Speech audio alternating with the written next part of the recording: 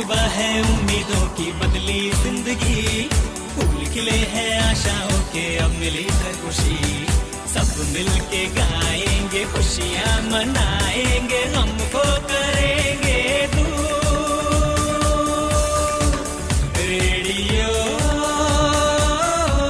Radio मयूर मयूर, radio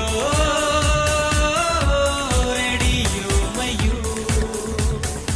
radio मयूर 90.8 FM, सुने अपने दिल की आवाज।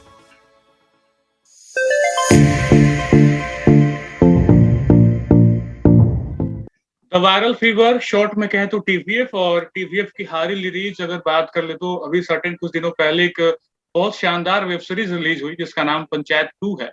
और इस वेब सीरीज के रिलीज होने के बाद मुझे लगता है कि अलग अलग कैरेक्टर जिस तरीके से उभर के सामने आए, उनमें से एक कैरेक्टर था भूषण का, या यूं कह ले बनराकस का। फिलहाल आप स्क्रीन पे हमें मेरे साथ दुर्गेश जी को देख पा रहे होंगे, जिन्होंने बनराकस के कैरेक्टर को या फिर कह ले भूषण के किरदार को क्या बखूबी निभाया, शानदार तरीके से निभाया है। स्वागत है सर आपका रेडियो इंटरव्यू में।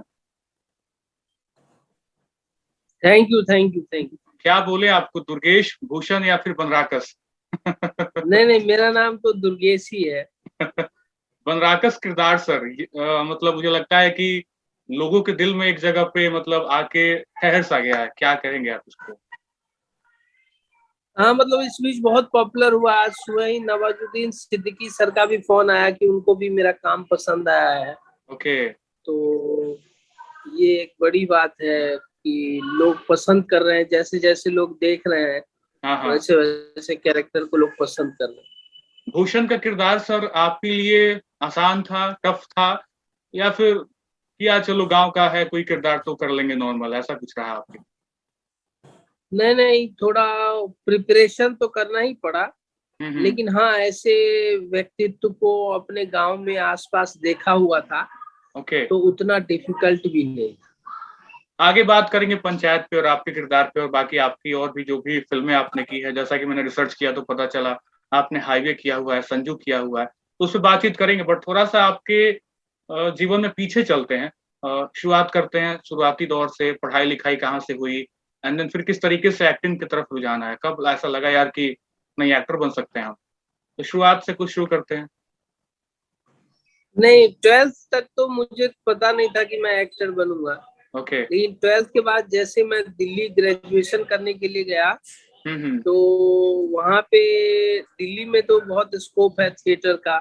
ओके। तो इंजीनियरिंग की तैयारी करते हुए मैंने थिएटर ज्वाइन किया। अच्छा।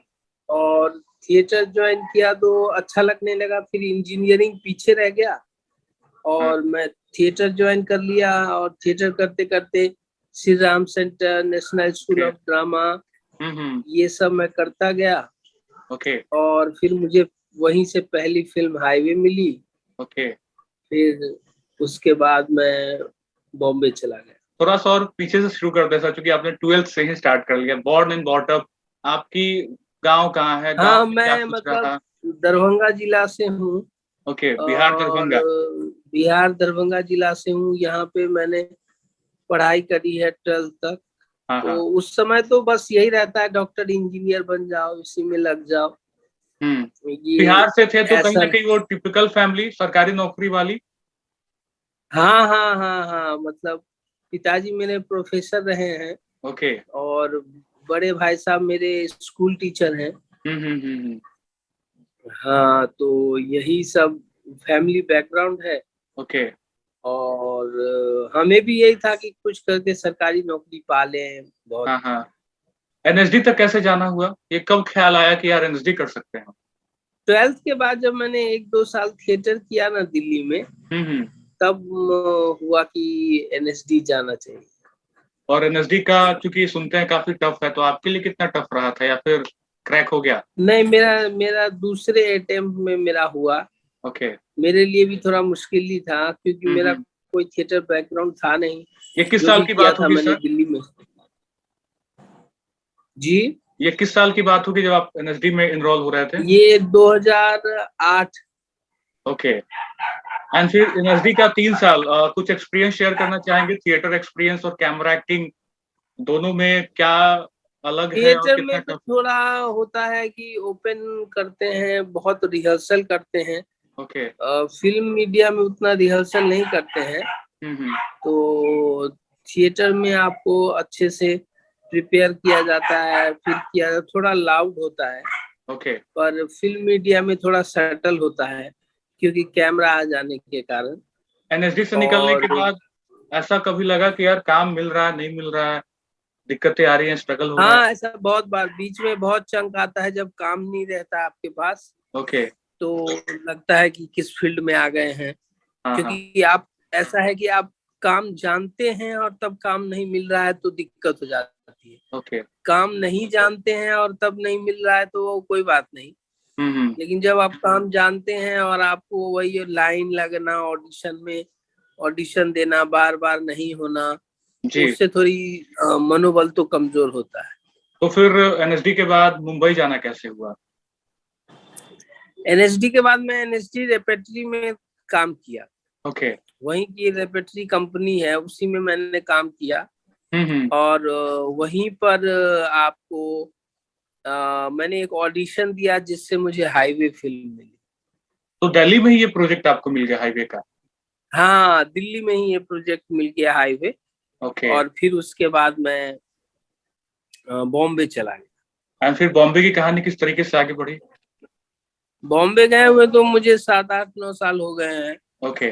तो बहुत डिफिकल्ट रहता है बॉम्बे में। काम मिलता है तो अच्छा लगता है, काम तो वैसे मैंने बहुत किया है, ओके। लेकिन बनराकस को जिस हिसाब से हम्म। फेम मिल रहा है, काम आज सुबह ही नवाजुद्दीन सिद्दीकी सर ने भी फोन ओके। किया कि तुम्हारा काम अच्छा लगा, ओके। तो अच्छा लगा मुझे। मुंबई का सर पहला काम? मुंबई का पहला काम मैंने सुल्तान करके एक फिल्म आई थी सलमान खान की, ओके। उसमें सेलेक्ट हुआ था। ओके। एंड देन फिर वो फिल्म कंप्लीट आपने की पूरी? हाँ, फिर बॉम्बेरिया, फिर ऑडिशन देते रहिए, जो जो काम मिलता गया करता हम्म। गया। आप IMDb पे चेक कर सकते हैं मैंने कितना काम किया है। या मैंने चेक किया, संजू का भी आपका किरदार दिखा रहा था, बट कहीं ना कहीं लोगों के जहन में ये किरदार जिस तरीके से बनराकस आपने कहा आ गया है, रिकग्नाइज हुआ, पहचान मिला, वो कहीं ना कहीं आपके बाकी किरदारों से वो नहीं हो पाया था। तो आप कितना रिलेट कर पा रहे हैं? क्या ये वक्त है या फिर काम तो आप तब भी करते थे, काम आज भी आपने किया, लेकिन ये फिर अंतर क्यों कि बनराकस ज्यादा पॉपुलर हो गया, बाकी किरदार पॉपुलर नहीं हो पाए?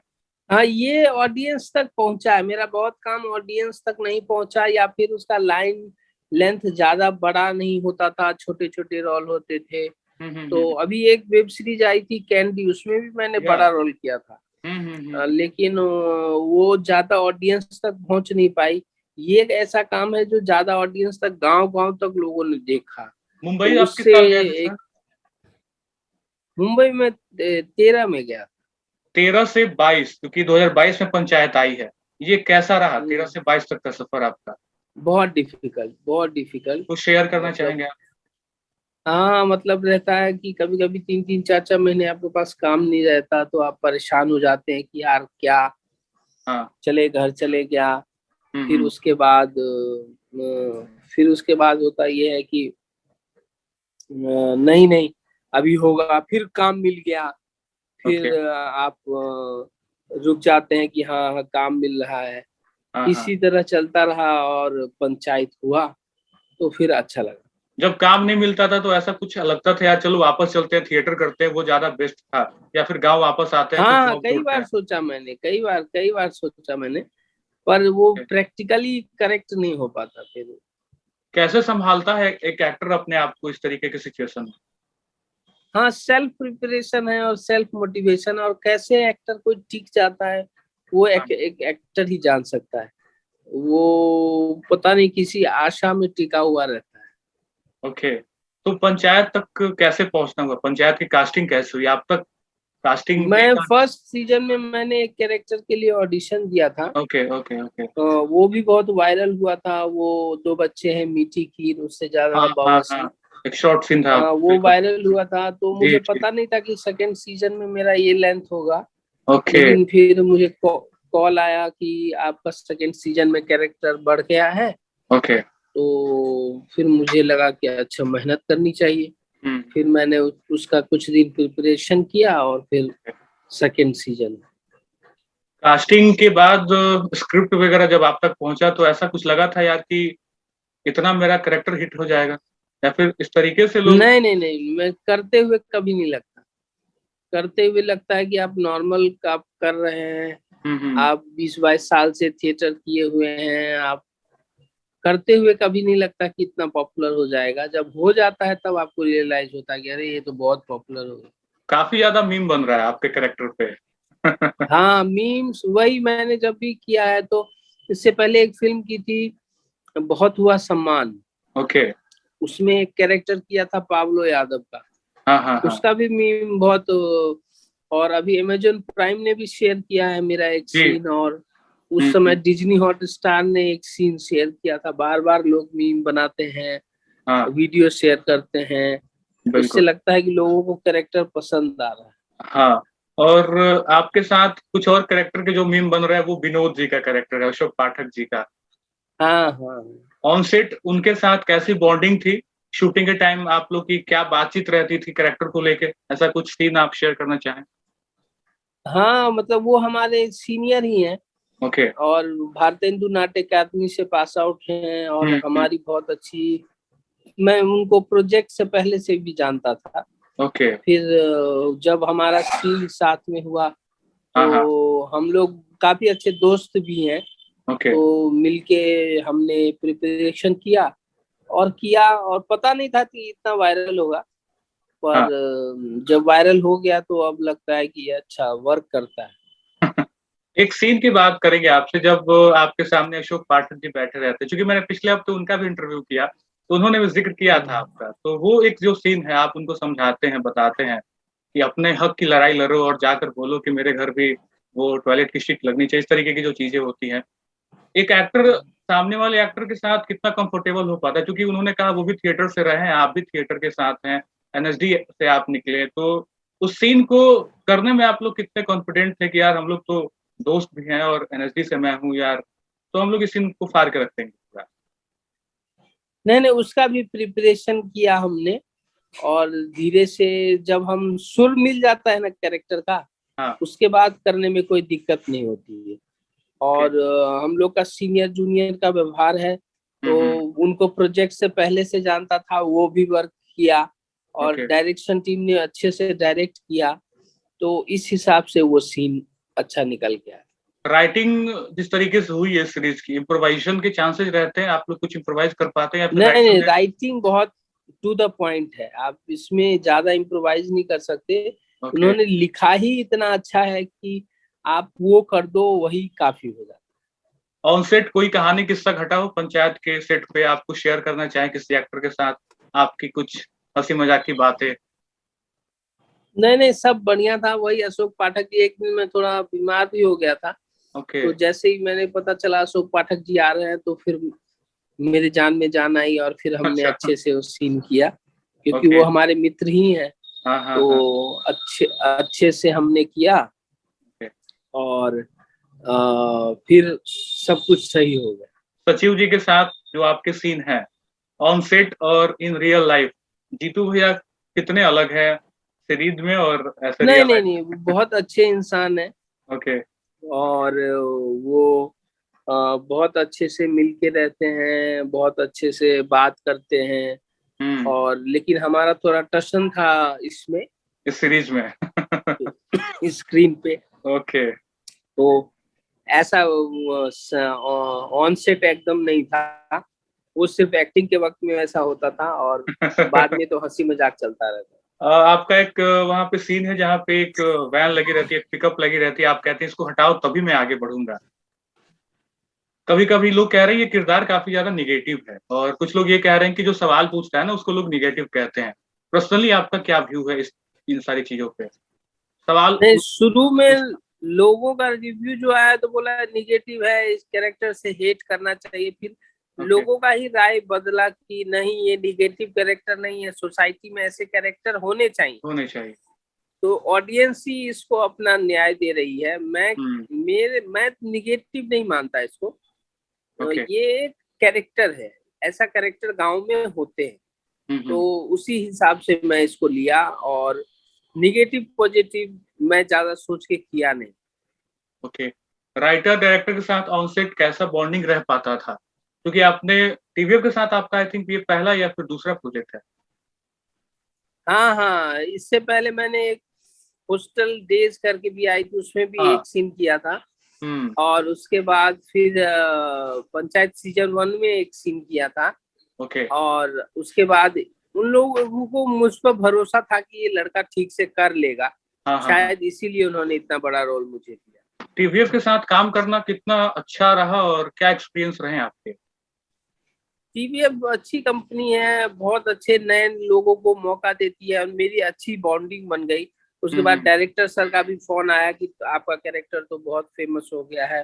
ओके। फिर इस तरह की बातें उन्होंने कही, और अब देखते हैं अगले सीजन में क्या होता है। अगला सीजन आ रहा है कब तक? आप ये रिवील कर रहे हैं? नहीं नहीं, ये तो पता नहीं अगले सीजन में मेरा कैरेक्टर कितना बढ़ेगा या नहीं बढ़ेगा, ये तो अब राइटर ही जाने।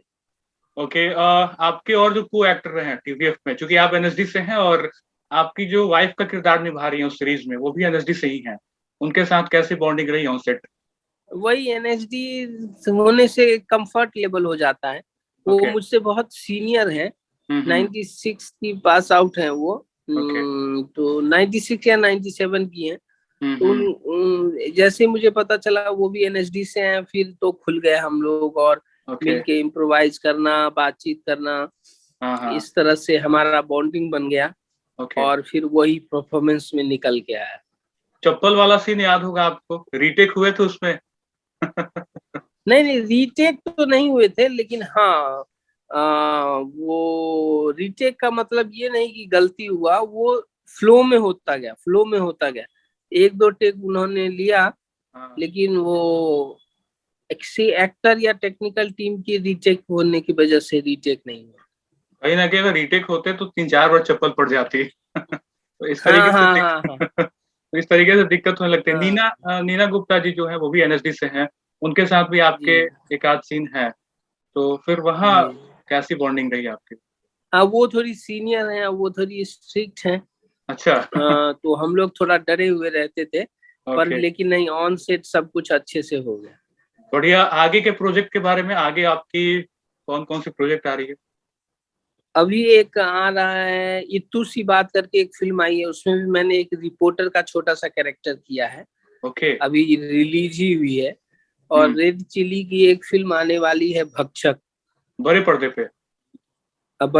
पे। और फिर से एक फिल्म और आने वाली है, हंसल मेहता जी ने प्रोड्यूस किया है, 1.5 बीघा जमीन। हाँ, ये नाम मैंने वो आने वाली है। ओके। तो एक आमिर खान जी ने प्रोड्यूस की है एक फिल्म, हाँ, वो आने वाली है। तो इसी तरह से कुछ कुछ प्रोजेक्ट है आने वाले। सर, ओटीटी और बड़ा पर्दा, बड़ा स्क्रीन, कितना अलग, और आपका क्या चॉइस है? आगे ओटीटी पे काम करना आपके लिए ज्यादा बेस्ट रहेगा, या फिर आप चाहते हैं कि मैं बड़े पर्दे पे दिखूं? नहीं, सबसे बड़ी बात है जहाँ काम मिल जाए वहाँ काम कर।